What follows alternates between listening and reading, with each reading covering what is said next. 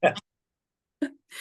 Okay. All right. Well, welcome to the Chamber Collective Zoom into Success series. My name is Dr. Danielle Lord. I am the host. I guess I'm the hostess. I need to start saying I'm the hostess of the Zooming into Success series, and I do a few shows of my own. But today we're here with Dennis Wilson from Harborstone Credit Union, and he is back to share more of his wisdom and insights today, protecting your business from fraud. So I know I'm super excited to be part of this.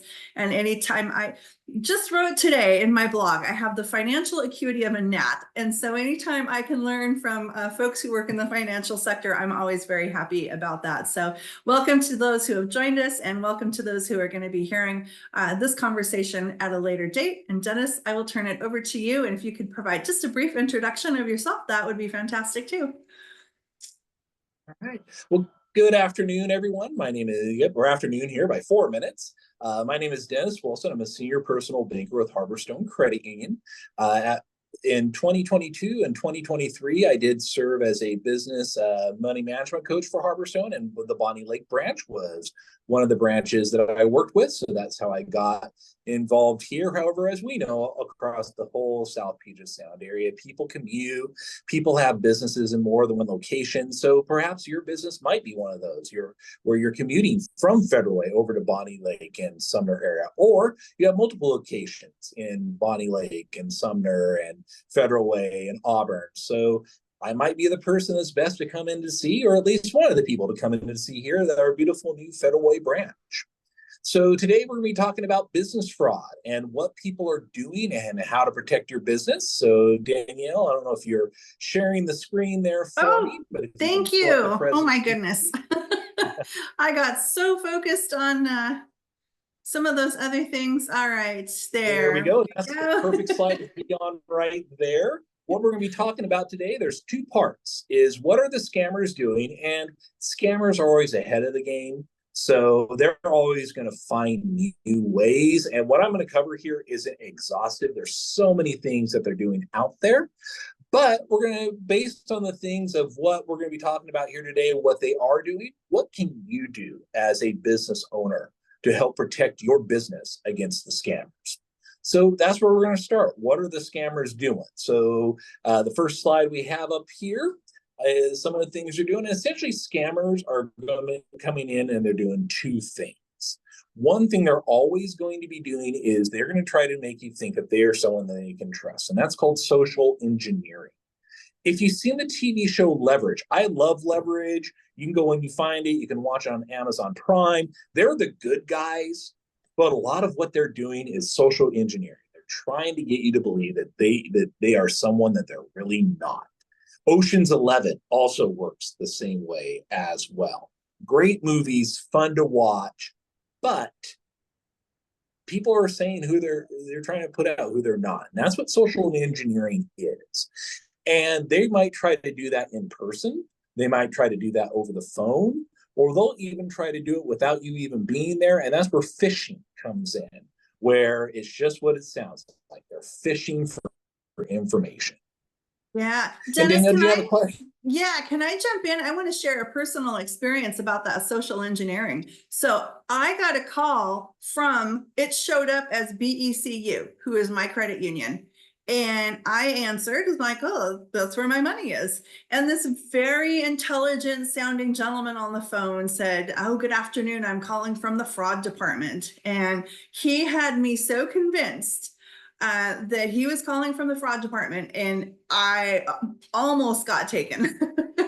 But that number came in from literally the number from BECU. It showed up on my phone, BECU. It was the same number that was on the back of my card. And yeah, it's a real thing. So do be really, really careful. So I just wanted to throw that out there that it's real. And in fact, on this slide, that's the fifth bullet point down. Oh, there we go. Spoof numbers. Yes, right there. And they're asking for that information, which for me, unless you're sitting in front of me, I'm never going to call you and ask for that information. I'll ask you that. And one of the reasons why, if you're in front of you, I'd ask you that. That's my way of showing that you are who you say you are and not a fraudster as well, because it comes both ways when you're working in a financial institution. People trying to reach out. And what these people do, and Danielle said it right there, they're creating a sense of urgency, intimidation, fear, what's going on. And they try to make you move faster than what you need to. Because when you're moving faster than what you need to, then you don't stop and think, and that's what they're trying to get you to do. They're trying to make you go fast. I was in a networking group with someone, and I remember these words: go as fast as you can, but as slow as you need. And those words have stuck with me because that's what you need to do. They're trying to make you go as fast as you can, but you need to slow down and think about it, because they're trying to get you to do things that's not your best interest, and you do that when you're not thinking. Untraceable payment methods. Your business might be a victim of this, because they're like trying to get you to send a wire out, or maybe you're getting this untraceable payment method, like a gift card, paying by gift cards. The IRS is never going to ask you to pay by gift card, but people still do it because they've been scared and thinking, oh my goodness, I'm going to be sent to jail if I don't do this. So if they're asking for somebody, pay in cash only, well, that's an issue, because cash definitely cannot track. So those are one of the things they do. Not quite right email addresses or web addresses. For example, I work for Harborstone.com or Harborstone, and our website is Harborstone.com. But the scammers, maybe they'll use like a Cyrillic A, or the @ sign, or Harborstone or Harborstone is what I'm trying to say. So if you're not looking closely, it looks, they put an N in there instead of the R, sort of Harborstone instead of Harborstone. An eye out for this. Or CEO, owner impersonation emails, and that's not necessarily a CEO or an owner. For example, we got one that was I got this. I remember the date because something was going on here that I got the email, and it was from one of our vice presidents, and actually someone that I worked with. They were saying, hey, click on this link. This is an invoice that needs to get paid. And I'm going to go ahead and have you go to the next, because it tied into here. If you can go to the next slide, that email came out at 3:30 in the morning. Why would this VP be sending me an email at 3:30 in the morning? So when you're looking at these emails that are coming out from the businesses, yeah, check the time. Does it make sense that this person is sending an email at that time in the morning? Or it could be a fake invoice involved. Now, fake invoices can do it one of two ways. If they're phishing, it's linked to something that's going to send your computer. And if you have multiple people in your company working with the same computer system, that infects the entire system. So they're trying to get in and trying to get hold of the system. Or they'll send you a fake invoice of something you didn't order to hope that you're not paying attention, and you just pay it anyway. Oh yeah, I don't really remember ordering all this paper, but I must have I just want to make sure things are going on okay, so I'm going to go ahead and pay this. So make sure that you're keeping an eye on your invoices. Unordered office supplies. They'll send things to you you didn't order that hopes that you pay it, and if you keep it, well, I gave this to you, give me the money. So businesses are out there doing that. They're selling directory listings where, oh yeah, we'll get you pay us this money, and we'll put your name in this directory. Then the directory never ends up getting published. Utility imposters. Again, can you send a fake utility bill? Or they're going to come in, they're trying to get access to an area you don't want them in. And they might try to put things in this area. I've actually had this attempt when I was managing the Kent branch. We actually did have someone come in. We were just brand new open, and a few months open, this guy comes in and says, oh yeah, we were at Kent Station Management sent me over to take a look at, I think, the electrical box. We did not give them access but that's what they're trying to do. They're trying to get back there, and they're trying to see where they can get and what they can put in the area. Maybe they put a camera on the copy machine. Oh, we're from the copy machine. Or they'll try to put a camera or try to see what loose papers are left out. Just trying to gather whatever information they can. Don't give them access to that area.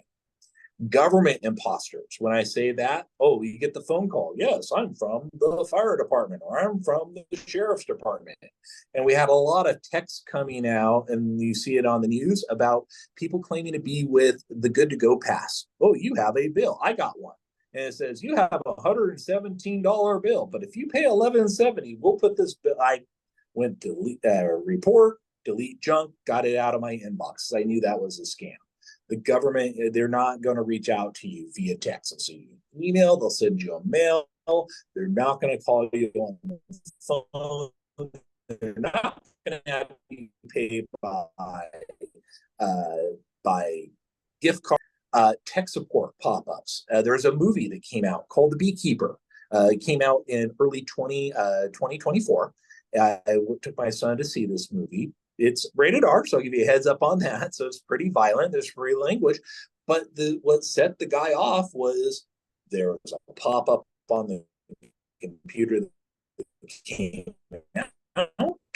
Then this older lady, she clicked on the link or said, hey, I better call this number. It was a scammer. So that said, oh, yeah, your computer is infected. Her computer wasn't infected until she called the scammer. But those pop-ups that come up, be careful with it, because it could be legitimate, it could be a scam. We're going to talk about here in a few minutes on how you can protect yourself with that as well. And finally, the last slide here, and I'm going fast here, but there's a lot of things that they're doing. And like I said, they are always still not comprehensive, but there's a lot of things that they're doing. So if I need you to go to the next slide there, please, Danielle. Yeah, I will. If I can add something here. If I can just add something really quick, Dennis, you talked about the phishing scams that come in and how they can affect your entire network, infrastructure network of computers. So it's not only the cost of the scam, but there's also a hidden cost sometimes that can come in terms of what you have to do to fix the problem that the scam infected your computers with. So I think that's something else to be really mindful of. So, okay, next slide is up. All right, perfect. Thank you. Business promotion. Hey, we'll help you build your business. We'll help you put your business out there. We'll help you get skills for your business if you just pay us such and such amount of money. Do they come through? Maybe, maybe not on that one. So you want to be careful with that. But again, I have some ways that you can get business skills for yourself that if it's not free at a very low cost and it's a legitimate website to go to as well. Trademark scam. I'm in my job, I'm part of many different chambers. I'm on the board of another chamber, and we got a name of your business. I'm a lawyer. Contact me, and I will protect your trademark. It was a scam. They were in Florida or in Washington. Yeah, no, it's a scam. Our trademark was not in danger, but they're trying to create urgency there about I got to protect my business trademark. Directory listings. Again, coming back, a directory that may or may not be there. A fake check. This is a fun one. You might get a fake check. That's one whole thing. But on the personal side, returning part of the check is something that they'll do. It's like, oh, we oversent it to you. We've said, oh, we're only supposed to give you 2,000. We gave you 5,000. So can you please return the 3,000 to us? Well, it turns out it's a bad check. So you send that money out, that money's gone. And what they're also doing with the fake check scam is they're also doing online loans. So you go online, you need loans for your business. Well, give us your online banking information. We'll deposit the check into your account for you via mobile deposit. Well, that's probably a bad check. So again, and they might tie it in. Oh, we deposited too much. Go ahead and send us some back. But also, if you give out your online banking information, then they have access to everything that you can see in online banking. So there's a couple ways that they go through here and they actually work and get your information. So it might be one area that the main scam, but there's a couple other things that they can do as well. Changing reviews and fake review, or put fake reviews on, that's illegal. You can't go on, you can't change reviews, you can't pay someone to do fake reviews. That's an illegal tactic. but they're getting your money from you to do it. But guess who's on the hook if you get caught? Now, are you going to get caught or not? Who really knows? But if you do get caught, guess who's on the hook for it as well? You are. That bad guy, they're gone. Wow. Credit card processing and equipment leasing. They'll come by to your business and they'll say, oh, if you want to take credit cards, and they'll work with you on it, but they won't fill in all the blanks. So that is an issue as well. So they leave incomplete contracts on there too. So again, that's another issue. So now if you sign something that's blank, they can fill in whatever they want. And yeah, you sign this. Yeah. Your signature showing this. So those are all ways. And again, that's not all of them, but that's a ton of ways there. So how do you protect yourself? First thing to do is if you do get a phone call, if it sounds fishy, for lack of a better term, sort of pun intended, sort of not. But if it does sound strange, you know what? Call back. Call a trusted number. Now, go to the website yourself, because I actually heard this one yesterday, what the scammers have started doing. If you're saying, okay, Google or Alexa, give me the number for. Well, the scammers are using search engine optimization, the SEO, and they're getting their numbers to put at the top. So when the Google goes in or Alexa goes in and pulls that number up, they're pulling the scam number and not the real number. So go to the website yourself and find the phone number there. Yourself. That's interesting. Or the number on the back of the card. My wife last year got a message and I heard it and I said, you know what? That sounds legitimate. It sounds right, but call the number on the back of the card instead, just to be safe. It turns out it was legitimate, but working at the financial institution, knowing what's going on, I get the messages. Yeah, I'm going to go ahead and just call the number on the back of the card anyway. This is on a Saturday, so it routed us where it needed to go. It's like, but that's the Harborstone number. Aren't they close? Like, well, trust me on this one. It's going to get you where you need to go here. And it got us where we needed to go. Or if you have the business card, a lot of financial institutions now just have a general phone number.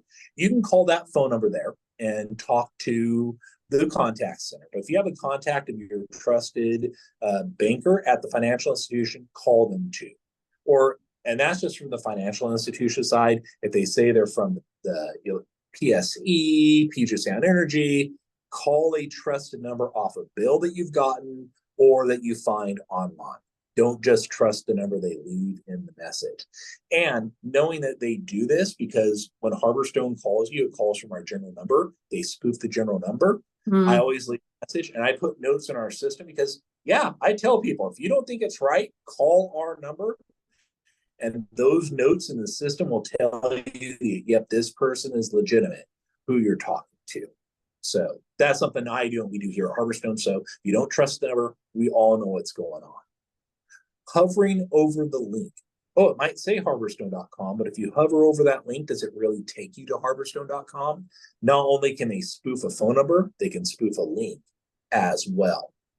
As we've already talked about, read that link and that email address carefully. Make sure that it's not that it's the American A and not another country's A, like in Harborstone versus Cyrillic A, because scammers who are all over the world, they just don't have to be from one country.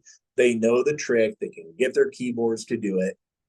Doesn't matter where they're at. They're going to use that trick to try to get you to go to a bad website. And then read it carefully, make sure it makes sense. And like I was using the Harborstone instead of Harborstone, make sure it's the right, it looks right. If you get an unexpected or suspicious email, don't open the attachment.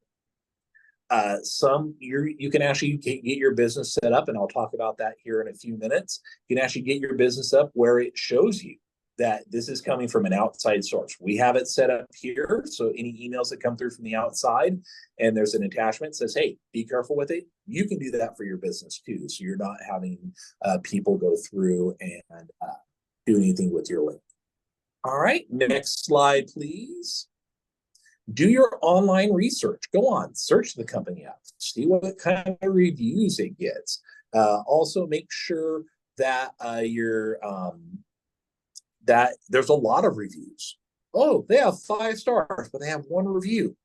You maybe not be the one to trust. Recommendation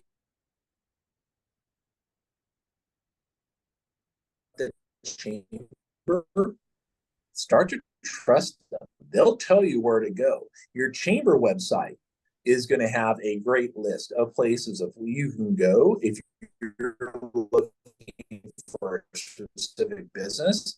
And we'll talk about IT specifically here because this is where a lot of the fraud's happening. But yeah, recommendations, your chamber is a great place to get a list. Do I really work with that company? And B, did this company send me at the price I was expecting what I wanted? Because companies will try to slide a few things in there that are slightly off just to see if they can get you to pay for it. Not all companies do this, but there are those out there that do that. Read your contracts carefully.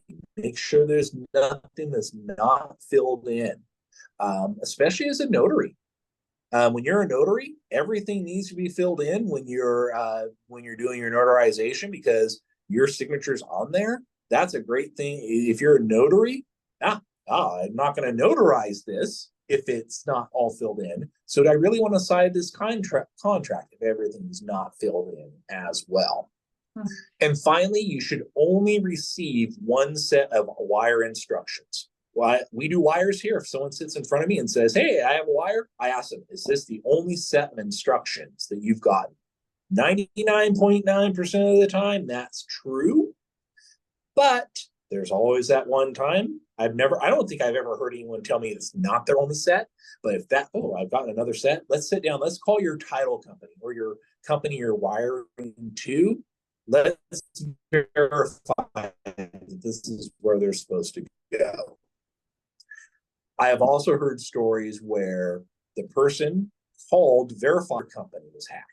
So what happened was someone had sent them a second set. He called to confirm, and it wasn't his side that was bad. And the company did send out new instructions, but they got hacked along the way. Wow. Not much you can do there. That's on the other company that you're sending the money to, but that can happen too. And then what are some resources you can use to help yourself? So on the next slide, we have annual creditreport.com. This is more on the personal side, but if people you search free credit report and all these companies come up that they will give you a free credit report if you subscribe.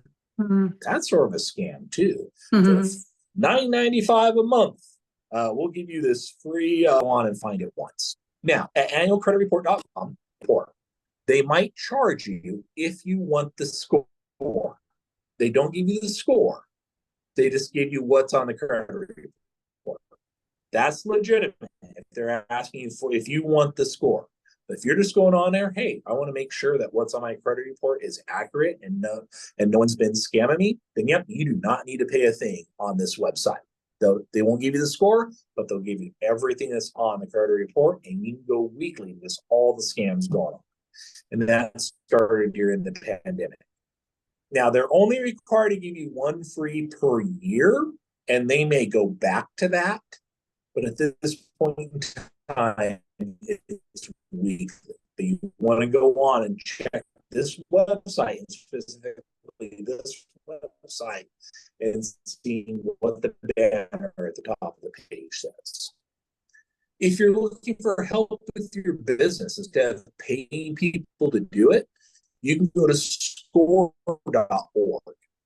You can go to Business Impact Northwest. There are some things to charge you that they do charge you for, but free things on the website that you can work with to get these higher things they offer for your business. So you're a business owner, you're a business leader, you're a manager of the business, you're a vice president of the business, you may not own the business, but what are some things you can do to protect yourself against fraud? And that's the next thing we're going to go over here is what can you do as that business owner? Number one thing, train your employees. You're only good as your weakest link. And if you don't train your employees not to click on these emails or not to let these people in the back, then everything that I've come through with you today, make sure your employees know as well. A lot of the information I got from a booklet that the Federal Trade Commission put out Go to ftc.gov. They have a ton of resources on there that protect yourself against fraud. I actually forgot to send an update over here to you. I've sent you something. They forgot to send you the update, Danielle. However, with the chamber, there are 3 chamber members: Argo CTS, Cole Computer Services, and Computer Service Center. So they all help with computers. They all help with IT services. I've been to their website. So just within the chamber yourself, I said, hey, go to a trusted business. Well, here are 3 businesses that are part of the chamber collective who can help you out with your IT services and maybe give you some ways. Maybe they can help you set up those banners in your email saying, this is from an outside source. Be careful before you open up this link. That's just one quick way. That catches my eye. I'm going back earlier to that one that was supposedly from our vice president. That email came through from an outside source, and it says, this is from an outside source. Well, I also need to check the time, and this person would not be sending me an email at 3 in the morning. But you have all these things here and you can work with, and that will help you out. And your financial institution also has products that you can use to help you protect yourself against scams as well. So our next slide here. Yeah, can I just interject really quickly, Dennis? Of course. I would add to this too from my perspective. So what I do is, I didn't mention at the beginning of our time together, of course, you know, Dennis, but I work with organizations in leadership development and employee engagement. And one of the best things that you can do is to make sure that you have a highly engaged workforce and you have a highly engaged set of team members who are looking out for your business. Because if they're not engaged and they're frustrated, there's a high likelihood that they're going to be sabotaging your business. And they're just not going to care, and they're going to do everything that they can to hurt your business because they just don't care. So that is one thing that any small business or any business really should be thinking about, is how do I make sure that my team members feel cared about? So thanks for letting me add that. They may know this, and if they're not engaged, they just might click on that anyway, just to sabotage the business. Yeah, sabotage is a real thing. Or they don't care, so they're not going to take the extra time and not intentionally sabotage, but ends up doing harm to it, or intentionally, oh yeah, I know this is fake. I'm angry at this person today. I'm going to click on it anyway. Yep. Those are real things that happen in businesses for sure. Yeah. So to protect your business, checks are dangerous to send just because they can get stolen at any time. And once they have your check, they can have your account and routing number. I've heard stories with businesses at Harborstone where they mailed a check and someone stole the blue mailbox. They actually stole the blue mailbox off the corner and took all the mail out of there. And then there's these checks in the mailbox. You would hope that the U.S. Postal Service is secure. So just putting your account and routing number out there, those are the scammers have that. They can do so much damage to your business. One way to avoid this is bill pay. And if you have your online banking with your business, well, there's 2 ways things get sent out for bill pay. First, if your financial institution is tied to where you're sending the money electronically, it goes out electronically from your business to someone else. But let's say they're not tied that way. We'll send a check, but it's not ours, it's the bill pay companies, but the bill pay company's account and routing number on that check and not yours if it has to be sent that way. And most places, they're not going to charge you to do bill pay. So this is now I don't want to guarantee it because I don't know all financial institutions, but this is probably going to be free for you to use. So if a check does get sent, it's not your name, it's going to have your name on it. It's not going to be your account, your routing number. It's going to be this other company's account and routing that's going out. So that gives a little bit of safety for you as well. Next way is through studying something through ACH. And that's where you send or receive funds. You send it to your vendors, or you receive funds giving out your account and routing number services. They're going to give you yours. So yeah, I mean, there's still, hopefully you don't get hacked or anything, but that's a whole other story. But you're not giving out your account information. Now, I will tell you, if you choose to go that route, though, there's probably going to be a fee with it. But for some people, it's worth the peace of mind saying, hey, I'm not giving out my account and routing number. They're sending it to me. So that's another thing that you can be able to do as well. And the next thing you can do is called positive pay. You verify transactions with your financial institution. So you're going in and you're saying, hey, I did this check for this amount to this person. And we don't have it here at Harborstone, but other financial institutions, you do the exact same thing with their ACH. I said, this is ACH, this amount to this person.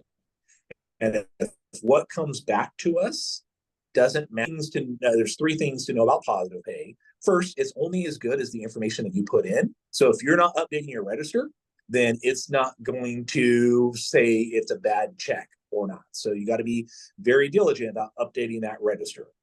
Second thing, it's a very reactive thing. So if a bad check does come through, your financial institution is probably going to require you to change that account number because someone out there has a bad check or sending bad ACHs. So it's reactive, it's not proactive, but it is a way to save your business money in the long run because you don't have all this money coming out of your account. And the third thing is there's probably going to be a fee to use it though too. Other places, I know we don't, but other places may have it for free. We do charge a fee for it, but for a lot of people, that small monthly fee per month is worth the peace of mind that they have on them. So there's just some things your financial institution can offer that could help you as you're trying to save money and save your business some money as well. So finally, last thing here is who to contact. If you want to work with me, there's my contact information. You have my email and my phone number if you want to come to Federal Way and work with me. I have a colleague in our Bonnie Lake branch. Her name's Lori, and her information is on there as well. So if you want to reach out to either me or to her, any questions you have specifically about the presentation, I'm the person you want to reach out to because I created it. But if you're looking to open an account, well, these would be the people that you want to reach out to, depending on where you want to go to do your business. So finally, last thing on here is any questions you might have. So Danielle, from the presentation here, was there anything you thought of? Any comments or questions that you had, like a little more clarification on? Oh, aside from irritatingly interjecting as we went along, I will add though, Dennis, you talked about that fear piece.